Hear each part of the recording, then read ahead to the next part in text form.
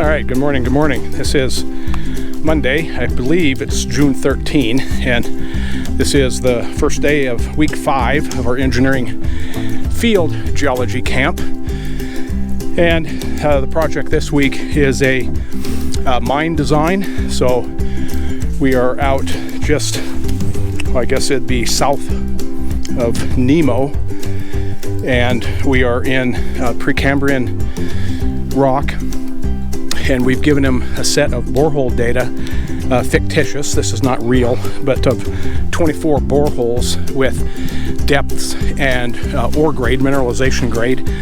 So we are giving them data that they should be able to tease out one or two or more ore bodies for gold, and then their assignment will be based on those drill holes and locations of the drill holes and the ore grade. Then they will design an open pit or several open pits to get to that ore. And so part of that whole thing is conducting rock assessments, mechanical assessments, how strong the rock is, what orientations the fractures exist, and then using software. This is going to be a software driven project. They will determine the orientation of the fractures that are going to be favorable or unfavorable for pit walls, and then have to use that information to design the pit wall correctly so that they do not fail. So the slope angles, the bench heights, the bench widths, all the things that you see in an open pit mine are the design component of this, and they have to be based on the measurements they're acquiring in the field. So the first part of that process is doing a general characterization of the fracture orientations of the rock, and we do that with what is called a scanline survey. So a scanline is just a measuring tape laid out across the face of the rock, and then they go along, and at every intersection of that tape with some type of a feature, a fracture, bedding plane. Of course, this is metamorphic rock, so we're not measuring bedding, it's mainly all fractures, and there are several different orientations of fractures. They're just making note of that distance and attitudes and other characteristics. And so that's the day we do that, and then tomorrow they cover the whole area that we're going to be working in, which is about a quarter of a section. It's not a huge area, maybe a half a section, and they find all the outcrop they can and then measure the orientations of fractures, and that is going to be used for their pit wall design. So right now they are doing rock strength and fracture orientations. So for strength, we're using a device called a Schmidt hammer.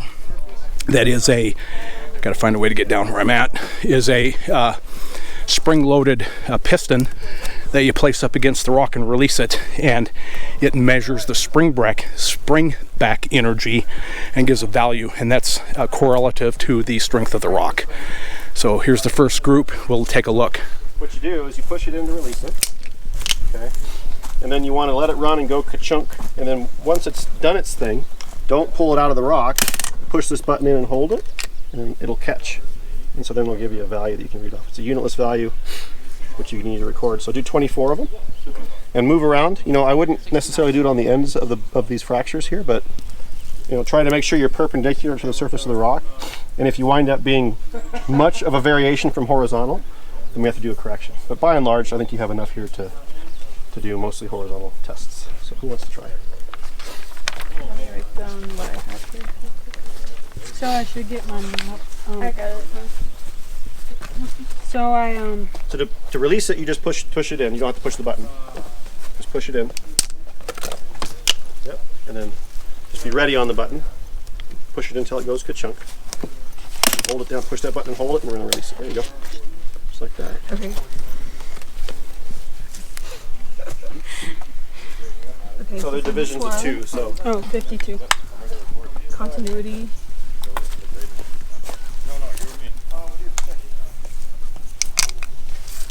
Like less than 3 feet, so 1. Yeah, there. And She's got it. I used one of these. There's definitely. yeah, didn't work. You feel any healing? None. Next. Later, have you guys had this?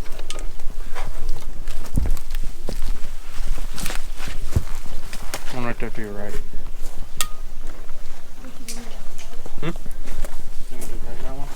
No, there's one right here and then one right here.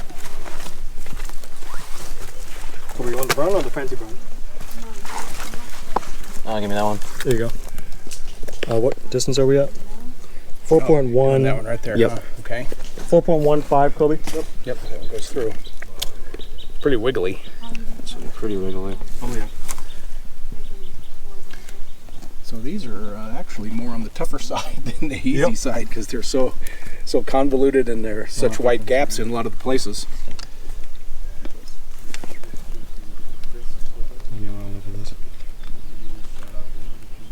It'll be tough.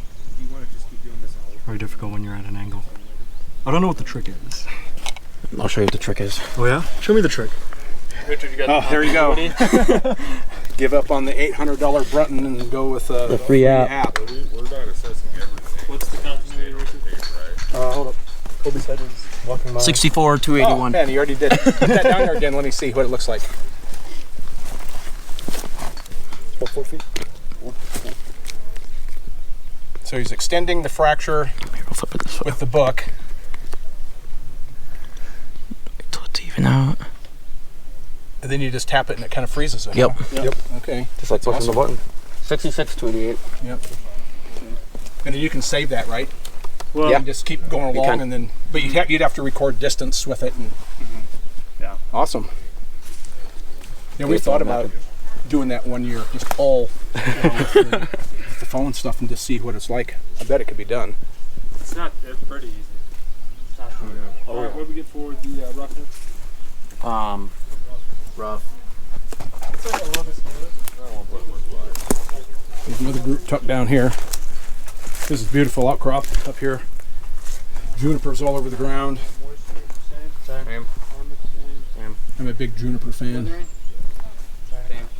If I could do my whole yard of junipers, I would. I probably could, I just haven't done it. Oh, and there's another phone. Using a phone, not a Brunton.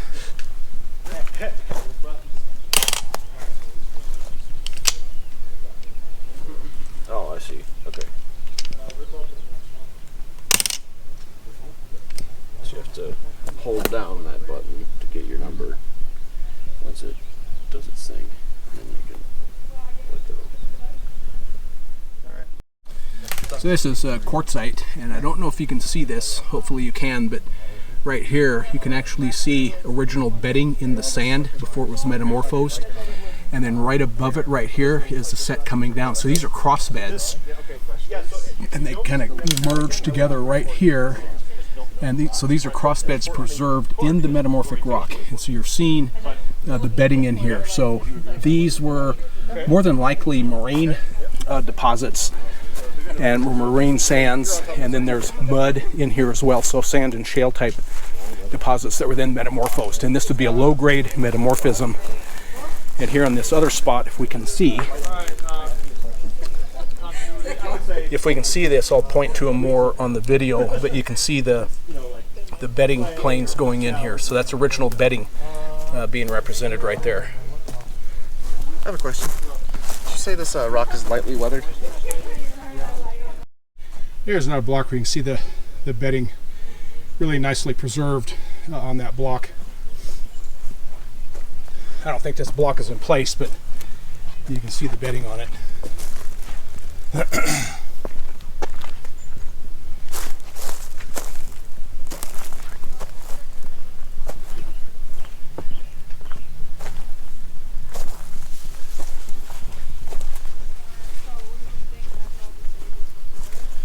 So we are working really close to, I think it's the west fork of Estes Creek. And so we've called this project the Estes Creek Mine. So that's what they're looking at, is a geotechnical feasibility study of the Estes Creek Mine. Get up here to a lookout point so we can look down in the valley.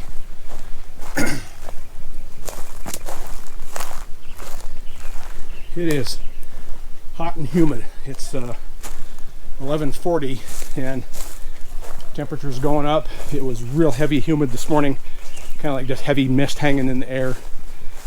That's all gone, and all the ground moisture from the rain the last 2 nights is heading up, and so it's getting It's getting really muggy.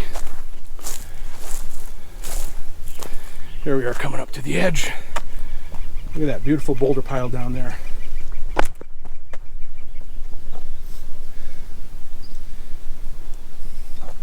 All these boulders broken off the front of this outcrop on here. Huge boulders, and they're just laying down on the hill.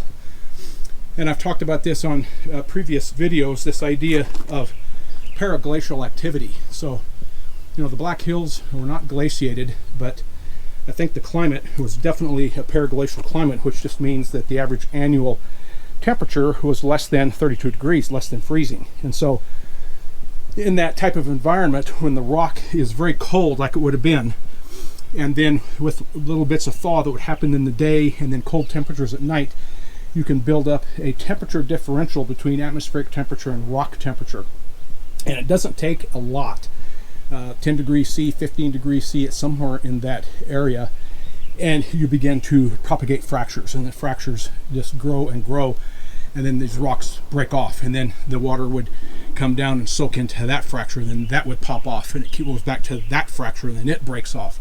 So this would have been a big flat platform out here essentially, and then it keeps breaking off and peeling off, and these are all the blocks laying down here. So they're very angular.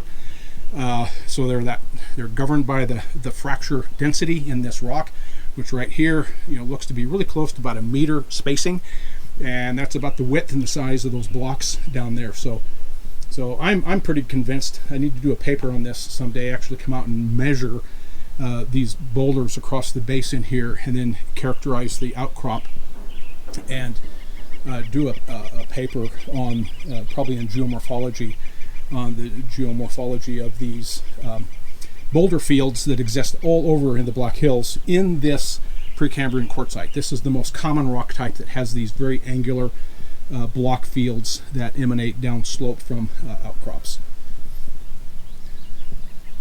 So the valley down below us, and then the ridge cap clear over there, hopefully you can see it, is at the top, kind of that white layer. That is the Madison limestone. Halfway down the ridge there's another bench. That's the Deadwood sandstone. That's the base of the Paleozoic, and then below that bench would be the metamorphic rocks. And so, you know, again, the rocks are dipping away from us that way, so these would be projected back up over our head. And I'm standing above the Deadwood right here pretty far, so I'm probably equal with the base of the Madison, which is like right in there. And so that would place the Deadwood not far over our head. So as we walk around this property through tomorrow, so today is going to be pretty much right here at this location, doing the types of measurements we're doing right now, and they're going to collect as much as they can. And then tomorrow they go all through the mine site, which goes down that valley, up over this ridge, and then back behind us about another maybe a half mile over there. So it's about a half of a section, so half a square mile, and they're just going to be coming up to outcrops like this, and then measuring the orientations of the fractures they see on the outcrops. We have given them the geologic map, so they don't have to do the geology. Just map the orientations, and then they design their mine on that. So gorgeous spot. You know, all these beautiful quartzites in here. I should probably take a piece of this back with me and check it out with the microscope. I think it'd be really nice. I'll try to get a piece. Oh, here's some more cross beds. Just walked up on cross beds, so you can see these are going like this, then right down here they're going like this, so we have two sets of cross beds there. So again, these are standing up, so these would have been deposited like this and they've been rotated up, or they've been rotated completely up and flipped over. So I wouldn't know that without getting in here and looking at the distribution of the grain sizes in here to see if this is the bottom of the bed or if this is the bottom of the bed, and that'd tell me where the bottom is. But this is a beautiful joint set right here. You can see one here, one coming down here. So here's the bedding plane between the two bed sets. But really beautiful example. To have that preserved in Precambrian rock is just great.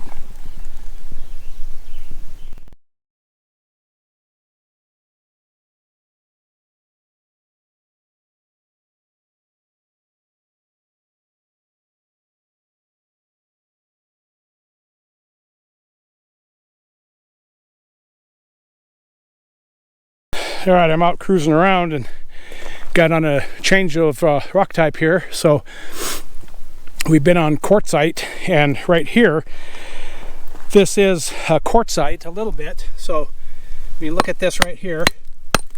So this is mostly quartz, but it's interbedded with these dark bands in here that you can see in here, and you can hear the difference.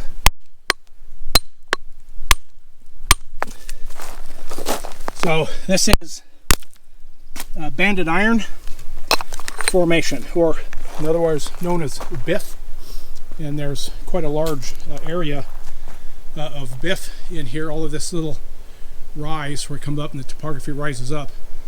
This harder rock up on the top up here is BIF. So there's a small area of that in the mapping area as well. So it looks like it was interbedded with sands, so sandy and iron. So typically that is shallow marine. And so we got little thin stringers of quartzite with iron-rich bands in between. So it's a pretty cool rock type in here. I've seen a couple of pits down at the base down here, where I think they were probably, making a little trench and excavating, see if this was maybe taconite or something that could be mined. I don't think it's got enough iron in here to mine it.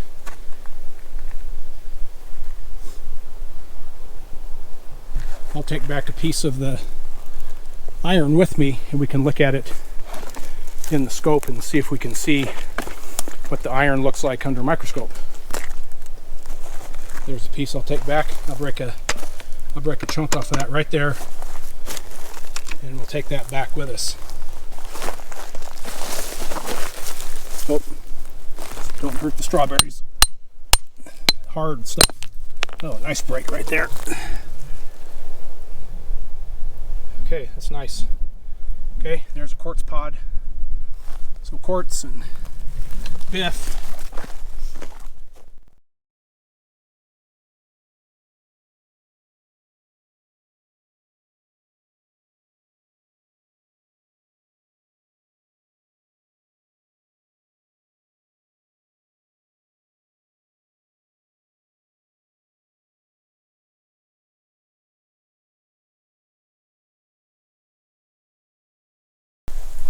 Got a fantastic meadow up here. Oh, there's a great piece of BIF right there. You can really see the banded iron. The dark black is the iron-rich layers in here, and then with sand layers or now quartzite in between. So that's a beautiful sample. That's 1.5 feet. I mean, that'd probably weigh a couple 100 pounds if you could get it out, but that'd be a nice rock to have in your yard. Okay, I'm on another ridge from where I was yesterday. Over there, so where we found that iron formation, and we're on it here in another place. And take a look at this.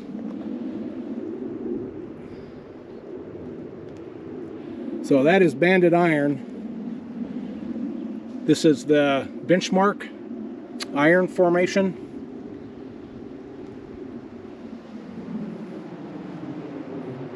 This is all iron through here. Big vein of it. I remember back in the 70s, miles north of here, right along this trend.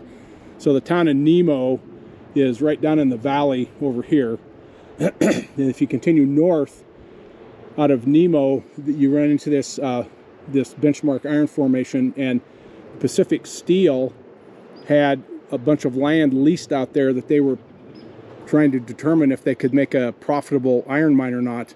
The content of the iron is definitely here, but the transport costs to get this iron to the mill, which the nearest one was in Pueblo, Colorado, was prohibitive, and the mines never opened.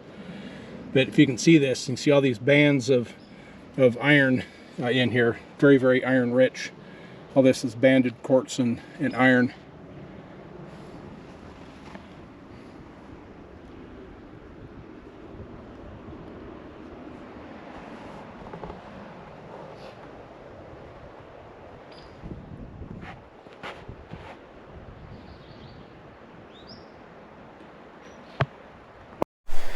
All right, it's about meeting time back at the Vans, and this should be the last field day of this 5-week camp. So we've got Wednesday and Thursday will be office days. They'll be working on their products. My guess is they'll be presenting this mine design on Thursday afternoon and we'll be done.